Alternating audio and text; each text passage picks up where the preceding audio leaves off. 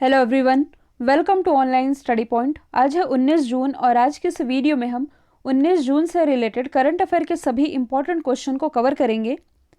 और आप में जो भी रेलवे के एस्पिरेंट हैं उनके लिए टेक्स्ट बुक पर आरआरबी एनटीपीसी 2021 के अपडेटेड और लेटेस्ट 176 टेस्ट ये आप लोगों को मिलेंगे, जिसमें कि 26 टोटल टेस्ट फ्री हैं। साथ में आप लोगों को आरआरबी एनटीपीसी इसका जो CBT 2 होना है इसके लिए अपडेटेड 90 टेस्ट, जूनियर ट्रांसलेटर के 200 टेस्ट और ये सभी आप लोगों को मिल सकेंगे। साथ ही आप फ्री टेस्ट के लिए साइन अप कर सकते हैं फॉर बेटर एक्सपीरियंस और यूज़ द कूपन स्टडी 10 का कूपन आप यूज़ किए और टेक्स्ट बुक पर काफ़ी सारे एग्ज़ाम्स के स्टडी मटेरियल और मॉक टेस्ट ये अवेलेबल होते हैं, जिसमें आप लोगों को रेलवे, SSC, बैंकिंग, डिफेंस आदि सभी एग्ज़ामों से रिलेटेड 8000 प्लस मॉक टेस्ट एक साल के लिए कितने में 299 में और 2 साल के लिए ये आप लोगों को मिल सकेगा 499 में।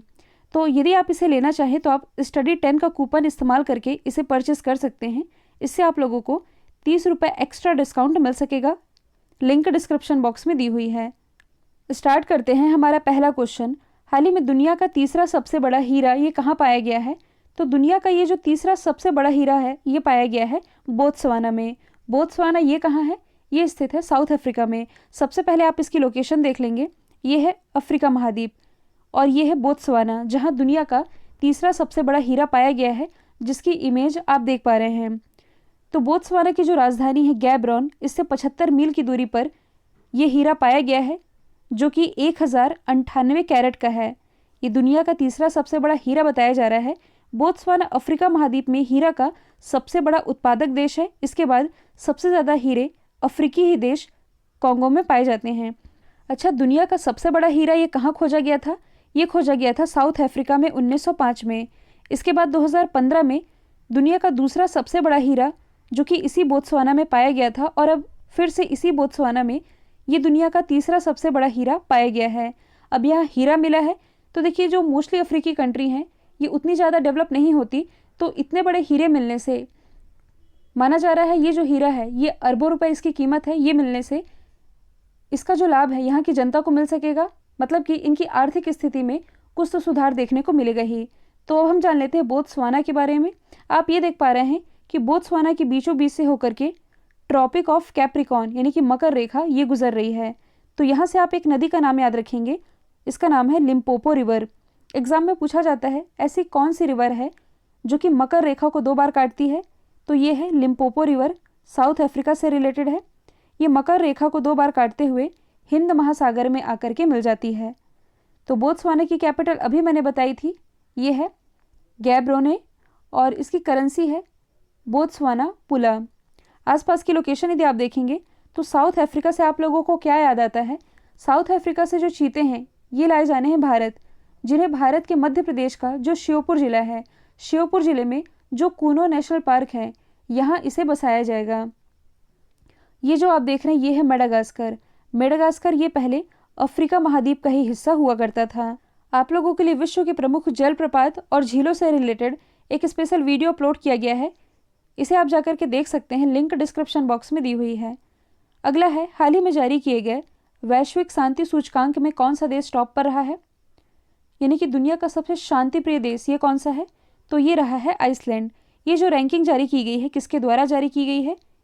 Institute for economics and peace के द्वारा ये रैंकिंग जारी की गई है, जिसमें कि जो आइसलैंड है ये दुनिया का सबसे शांतिपूर्ण देश है। 2008 से ये इसमें पहले स्थान पर रहा है। इसके बाद न्यूजीलैंड, डेनमार्क, पुर्तगाल और स्लोवेनिया का स्थान आता है। तो ये तो है सबसे शांति प्रिय देश। सबसे ज़्यादा अशांति किस देश में है? तो ये जो अफगानिस्तान है ये लगातार चौथे वर्ष दुनिया का सबसे कम शांतिपूर्ण देश बना हुआ है। यदि हम दक्षिण एशिया की बात करें तो भारत की स्थिति में सुधार देखने को मिला है। भारत की स्थिति इस बार है 135वीं और साउथ एशिया में देखा जाए तो इंडिया का स्थान 5वें नंबर पर आता है। तो पहले स्थान पर कौन है? तो टॉप पर भूटान और नेपाल को रखा गया है। तो अब हम जान लेते हैं आइसलैंड के बारे में। आइसलैंड जो कि अटलांटिक महासागर जो कि ऐसा आकार की आकृति में है कुछ यहीं स्थित है। आइसलैंड की कैपिटल क्या है? ये है रेक्जाविक। करेंसी है आइसलैंडिक क्रोन। और यदि आप करंट से रिलेट करेंगे तो हाल ही में आइसलैंड में एक ज्वालामुखी है जो कि लगभग 6000 साल बाद यहाँ विस्फोट हुआ था। ये मार्च 2021 की ही न्यूज़ है। अगला क्वेश्चन है, हाल ही में दुनिया का 5वां महासागर किसे घोषित किया गया है? तो हाल ही में ये जो दुनिया का 5वां महासागर है, ये दक्षिणी महासागर को घोषित किया गया है। हालांकि आप लोग तो 5 ही पढ़ते थे, लेकिन 5वें की घोषणा नहीं हुई थी, अब इसे आधिकारिक मान्यता दे दी गई है। यदि आप वर्ल्ड मैप में देखेंगे तो ये है पैसिफिक ओशन, अटलांटिक ओशन, ऊपर आर्कटिक ओशन, इसके बाद है हमारा इंडियन ओशन। ये जो आप देख रहे हैं ये है साउथर्न ओशन, जिसे आप अटलांटिक ओशन के नाम से भी जानते हैं। इसे मान्यता किसके द्वारा दे दी गई है? तो इसे मान्यता दी गई है नेशनल जियोग्राफिक के द्वारा। आप लोगों ने नेशनल जियोग्राफिक चैनल तो देखा ही होगा, जिसमें कि सांप को तक खा लिया जाता है। तो इसी ने मैगजीन के फ्रंट कवर पर यह जानकारी साझा की है कि दुनिया को इसका 5वां महासागर मिल चुका है, मतलब कि इसकी आधिकारिक घोषणा की जा चुकी है। अब देखिए, ये जो दुनिया का 5वां महासागर है, ये पहले भी अस्तित्व में था। 1999 में NOAA ने इसे मान्यता दी थी, लेकिन वर्ष 2000 में इससे ये जो टैग है 5वें महासागर का, ये छीन गया था। किसने छीना था? इंटरनेशनल हाइड्रोग्राफिक ऑर्गेनाइजेशन के द्वारा। लेकिन अब फिर से इसे मान्यता दे दी गई है। यदि आप लोगों को याद होगा तो हाल ही में दुनिया के ये जो 5 महासागर हैं, इनका जो सबसे गहरा बिंदु है, इनके नाम की घोषणा की गई थी वर्ल्ड ओशियन डे के मौके पर। कब मनाया गया था? 8 जून को। तो इसी का हम रिवीजन कर लेते हैं। यदि हम बात करें दुनिया के सबसे बड़े महासागर की, जो कि है पैसिफिक ओशन, प्रशांत महासागर, इसका सबसे गहरा बिंदु ये कौन सा है? Mariana trench. यदि हम बात करें अटलांटिक ओशन की, जहां हमने अभी आइसलैंड की लोकेशन डिस्कस की थी, इस अटलांटिक महासागर का सबसे गहरा बिंदु है प्यूर्टो रिको ट्रेंच। इसके बाद यदि हम बात करें अपने हिंद महासागर की, तो इसका सबसे गहरा बिंदु है जावा ट्रेंच। आर्कटिक ओशन का सबसे गहरा बिंदु है मोले होल। और ये जो दक्षिणी महासागर है, इसका सबसे गहरा बिंदु फैक्टेरियन ट्रेंच बताया गया था।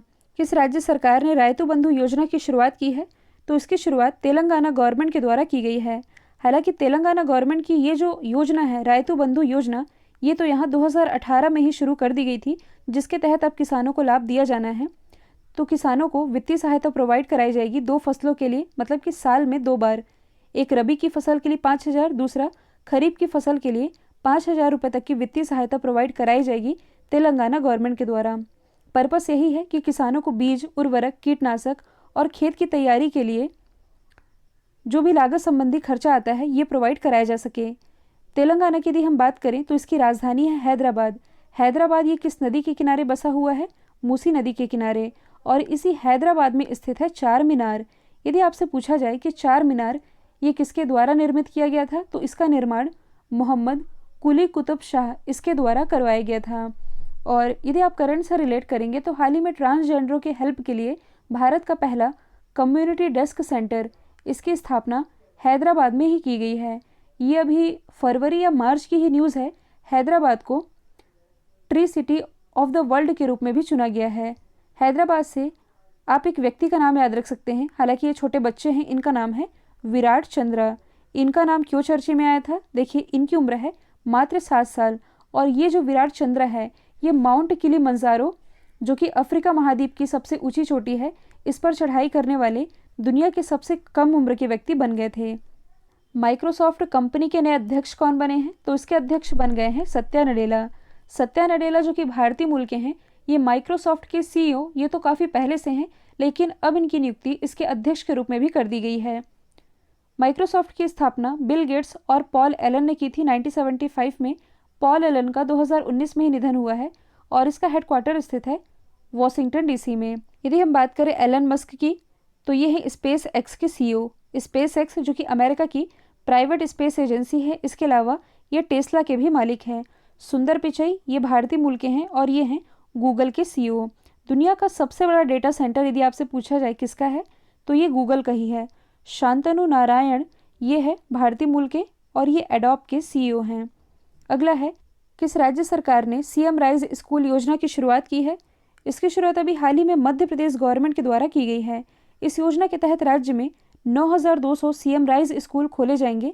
तो इकट्ठा तो इतने सारे स्कूल नहीं खोले जा सकते, इसलिए इसके पहले वर्ष में 350 स्कूल का चयन किया जाएगा, जिसमें कि मेनली जो ट्राइबल लोग होते हैं और जो ट्राइबल एरिया में लोग रहते हैं, जो कि काफ़ी पिछड़े हैं, जिन्हें स्कूली शिक्षा नहीं मिल पाती, इन्हीं के विकास को लेकर के ऐसी योजना लेकर के आई है मध्य प्रदेश गवर्नमेंट, जिसके तहत राज्य में 92 सीएम राइज स्कूल खोले जाने की योजना बनाई गई है। तो यदि हम बात करें मध्य प्रदेश की, इसे सोया स्टेट के नाम से भी जाना जाता है, साथ ही टाइगर स्टेट ये भी कहते हैं मध्य प्रदेश को, क्योंकि सबसे ज़्यादा टाइगरों की संख्या ये है मध्य प्रदेश में। ये एग्जैक्ट आप याद रखेंगे, ये है टोटल 526। अभी मैंने आप लोगों को बताया है कि इसका ये जो श्योपुर ज़िला है, श्योपुर ज़िले में ही साउथ अफ्रीका से ये जो चीते लाए जाने हैं श्योपुर ज़िले के कुनो नेशनल पार्क में स्थापित किए जाएंगे। मध्य प्रदेश का ये जो बैतूल ज़िला है, बैतूल ज़िले में स्थित है बाचा गांव, जो कि 100% सौर ऊर्जा से संचालित भारत का पहला गांव भी है। ये जो आप देख रहे हैं होशंगाबाद, हाल ही में यहाँ के जो मुख्यमंत्री हैं शिवराज सिंह चौहान, इन्होंने होशंगाबाद का नाम बदल करके नर्मदापुरम करने की घोषणा की गई है। यदि आप लोगों को याद होगा तो हाल ही में यूनेस्को के द्वारा भारत के 6 स्थलों को अस्थायी रूप से शामिल किया गया है। इन 6 स्थलों में से 2 तो मध्य प्रदेश के ही हैं। पहला तो है सतपुड़ा टाइगर रिजर्व और दूसरा है जबलपुर का भेड़ाघाट और तिलवारा घाट, तो आप याद रख सकते हैं। अगला है हाल ही में प्यूमा का ब्रांड एम्बेसडर, ये किसे नियुक्त किया गया है? तो पूमा के ब्रांड एम्बेसडर जो कि हाल ही में बन गए हैं क्रिकेटर युवराज सिंह। यदि आपसे पूछा जाए कि पूमा ये किस देश की कंपनी है, तो यह है जर्मनी की कंपनी। इसकी स्थापना 1948 में की गई थी। यदि हम बाकी ऑप्शन की बात करें तो विराट कोहली ये भी हाल ही में डिजिटल इंश्योरेंस के ब्रांड एम्बेसडर बने हैं। साथ ही हाल ही में फोर्ब्स के द्वारा दुनिया में सबसे ज़्यादा कमाई करने वाले एथलीट की लिस्ट जारी की गई थी, जिसमें कि टॉप 100 में शामिल एकमात्र भारतीय हैं विराट कोहली। और यदि देखा जाए तो दुनिया में सबसे ज़्यादा कमाई करने वाले क्रिकेटर ये विराट कोहली ही हैं। यदि हम बात करें महेंद्र सिंह धोनी की, तो ये ब्रांड एम्बेसडर हैं ड्रीम 11 के, टाइटन के और रेड बस के। हाल ही में वर्ल्ड सस्टेनेबल गैस्ट्रोनॉमी डे कब मनाया गया? तो ये हर साल 18 जून को मनाया जाता है, सस्टेनेबल गैस्ट्रोनॉमी डे।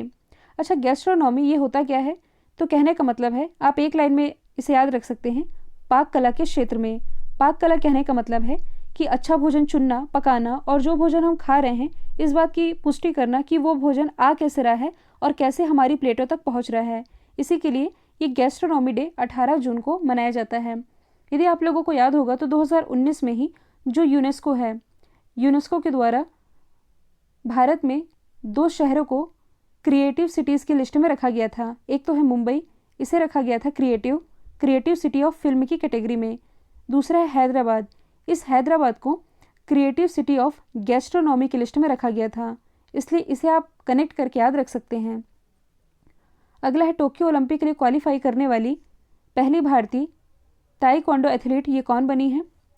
तो ये भी हाल ही में बन गई हैं अरुणा तंवर, जिनकी इमेज आप देख पा रहे हैं। और ये जो ताइक्वांडो गेम है ये कुछ इस तरह से खेला जाता है। टोक्यो ओलंपिक ये इसी साल होने हैं और इसी टोक्यो ओलंपिक के लिए क्वालिफाई करने वाली पहली भारतीय तलवारबाज बनी है भवानी देवी। टोक्यो ओलंपिक के लिए क्वालिफाई करने वाली पहली महिला नौका चालक बनी है नेत्रा कुमानन। और विनेश फोगाट तो आप जानते ही हैं, ये क्वालिफाई कर चुकी हैं, हरियाणा से बिलोंग करती हैं, एक पहलवान हैं। अगला है हाल ही में अंतर्राष्ट्रीय तैराकी महासंघ के अध्यक्ष कौन बने हैं? तो ये क्वेश्चन रिवीजन के लिए रखा गया है। इसके अध्यक्ष बन गए हैं हुसैन अल मुसाल्लम। यदि हम बात करें इंटरनेशनल स्विमिंग फेडरेशन की, यानी कि अंतर्राष्ट्रीय तैराकी महासंघ की, इसकी स्थापना 1948 में हुई। हेडक्वार्टर स्थित है लॉज़न स्विट्जरलैंड में। ग्रेग बार्कले जो कि आईसीसी के अध्यक्ष हैं, न्यूजीलैंड से बिलोंग करते हैं। नरेंद्र बत्रा ये इंटरनेशनल हॉकी फेडरेशन के अध्यक्ष हैं, भारत से बिलोंग करते हैं। गियानी इन्फेनिटो ये federation international the football association, ये फीफा के अध्यक्ष हैं। कल जो मैंने आप लोगों से सवाल पूछा था इसका राइट आंसर ओडिशा था। अब आप लोगों के लिए आज का सवाल है, आईसीसी हॉल ऑफ फेम में शामिल होने वाले 7वें भारतीय खिलाड़ी कौन बने हैं? तो इसका जो भी आंसर कमेंट बॉक्स में बताइएगा। वीडियो यदि पसंद आया है तो लाइक कीजिए, शेयर कीजिए और चैनल को सब्सक्राइब करना बिल्कुल मत भूलिएगा। आज के लिए इतना ही। Thank you so much.